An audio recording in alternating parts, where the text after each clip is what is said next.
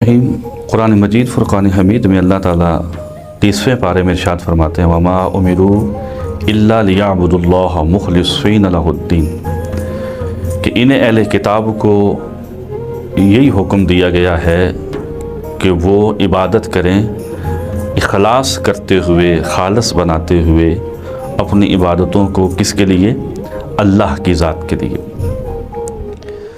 हज़रत मालिक बिन दिनार आप फरमाते हैं, ऐ वो शख्स जिसके अमल में इखलास नहीं है तो सुन ले कि तेरा अमल माज तेरे जिस्म को थकाना है।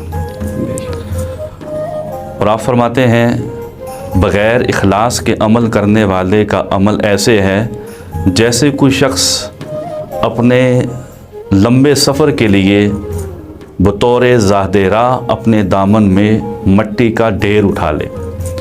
तो ज़ाहिर है मट्टी का ढेर उसके किसी काम नहीं आ सकता। ऐसे ही जो अमल इखलास के बग़ैर है वो इंसान के काम नहीं आता। इखलास क्या है, इसका मफ़हूम क्या है? लुग़वी तौर पे इखलास का माना ये है कि साफ़ सुथरा कर देना, खालस बना देना, किसी चीज़ को हर किस्म के रज़ाइल से दूर कर देना। बल्कि जो हमारे लुग़त के कुरान के इमाम हैं, इमाम राग़िब अस्फ़हानी मुफ़रदात में लिखते हैं अत-तबर्री अन कुल्लि मा दूनिल्लाह, कि सिवाय अल्लाह की ज़ात के अपने दिल से अपने ज़हन से हर चीज़ को निकाल देना, इसे इखलास कहते हैं। और हज़रत जुनैद बगदादी रज़ी अल्लाह ताला अन्हु, आपका एक बड़ा प्यारा कौल है, फरमान है, वाक़या है जो इखलास की हमें तालीम देता है, मफ़हूम समझाता है। आप फरमाते हैं कि मैंने इखलास का जो मफ़हूम है एक बाल बनाने वाले हिजाम से सीखा है। पूछा गया कैसे? आप फरमाते हैं एक दफ़ा मेरे माली हालात इंतहाई जो हैं वो अच्छे नहीं थे, न गुफ्ताबे थे, तो मैं हिजाम के पास गया। उस वक़्त वो मक्का के एक रईस के बाल बना रहा था। तो मैं जब उसके पास गया तो मैंने उसे कहा कि अल्लाह के लिए मेरे बाल बना दो। उस हिजाम ने फ़ौरन उस रईस के बाल काटना छोड़ दिए और मेरे पास आया और मेरे माथे पे बोसा दिया और मेरे बाल बनाना शुरू कर दिए। तो वो जो मक्का का रईस था उसने बड़ा ताज्जुब किया, हैरत का इज़हार किया कि तुमने मेरे बाल बनाने क्यों छोड़ दिए? तो हज़रत जुनैद बगदादी कहने लगे, उस हिजाम ने कहा कि जब अल्लाह का नाम लिया जाता है, अल्लाह का वास्ता आ जाता है तो मैं हर काम छोड़ देता हूँ। तो आप फरमाते हैं हिजाम ने मेरे बाल बनाए। बाल जब उसने मेरे बनाए, बाल बनाने के बाद उसने मुझे एक पुड़िया दी जिसमें चंद दिरहम और दिनार थे।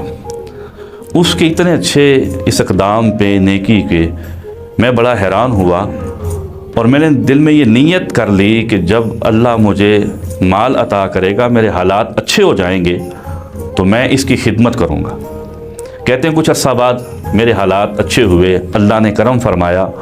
मैं उस हिजाम के पास आया और उसकी मैंने खिदमत की, उसकी खिदमत में मैंने माल पेश किया। तो उसने पूछा ये क्या है? तो मैंने उसको अपनी नीयत के मुतल्लिक़ अपना वाक़या बयान किया कि जब आपने मेरे बाल काटे थे तो मैंने ये इरादा किया था कि जब मेरे हालात अच्छे हो जाएंगे तो मैं तुम्हें माल दूंगा। तो हज़रत जुनैद बगदादी कहते हैं जब मैंने ये बात कही तो उस हिजाम के चेहरे पे इंतहाई गुस्सा, जलाल और नागवारी के असरात मुरतब हुए। उसने मुझे कहा, है शख्स, क्या तू मुसलमान है? तू मुझे मेरे अल्लाह की रज़ा के लिए किए हुए काम की उजरत दे रहा है? वो कहने लगा, क्या कोई मुसलमान अल्लाह के नाम पे अल्लाह की रज़ा के लिए काम करे और बाद में उसकी मजदूरी तलब करे? ये मुसलमान का शेवा नहीं हो सकता। तो आप फरमाते हैं उस हिजाम से मैंने इखलास का मफ़हूम सीखा है कि जब इंसान कोई काम करे तो उसमें कोई और इंसान के ज़हन में उजरत, मजदूरी या दिखलावा ना हो, माज अल्लाह की रज़ा होनी चाहिए। और इसी को लेके चलते हैं जनाब अली मुर्तज़ा शेर खुदा हज़रत हैदर कर्रार की बरगाह में। आपका मशहूर वाक़या जो रहती दुनिया तक हमारे लिए और इखलास के तलब इल्मों के लिए एक रहनुमाई और हिदायत का सरचश्मा है कि जब आप एक लड़ाई में یہودی کے سینے پہ آپ چڑھ جاتے ہیں اور قریب ہے کہ آپ اس کا سر قلم کر دیتے، تو اس نے آپ کے چہرہ مبارک پہ گستاخی کی، تھوکا، تو آپ نے اس کو چھوڑ دیا۔ وہ بڑا تعجب اس کو آیا، بڑا حیران ہوا کہ میں نے ان کو غصہ دلانے کے لیے ان کے چہرے پہ تھوکا ہے، چاہے جائے کہ ان کو اور غصہ آتا اور یہ میرا سر فوراً قلم کر دیتے، تو آپ نے مجھے چھوڑ دیا ہے۔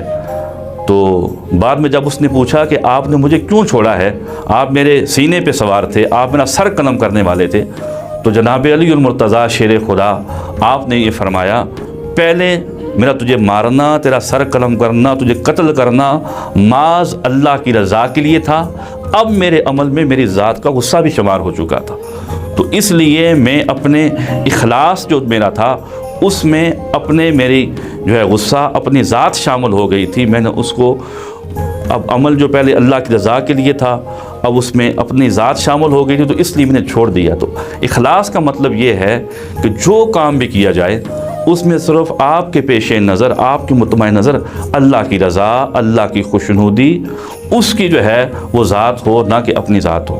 اس لیے علماء نے اور صوفیاء نے لکھا، جس طرح انسانی جسم میں روح کی اہمیت ہے، روح نکل جائے انسانی وجود برقرار نہیں رہتا، اسی طرح اعمال میں اگر جو اخلاص کو نکال دیا جائے تو پیچھے عمل وہ بیکار ہو جاتا ہے۔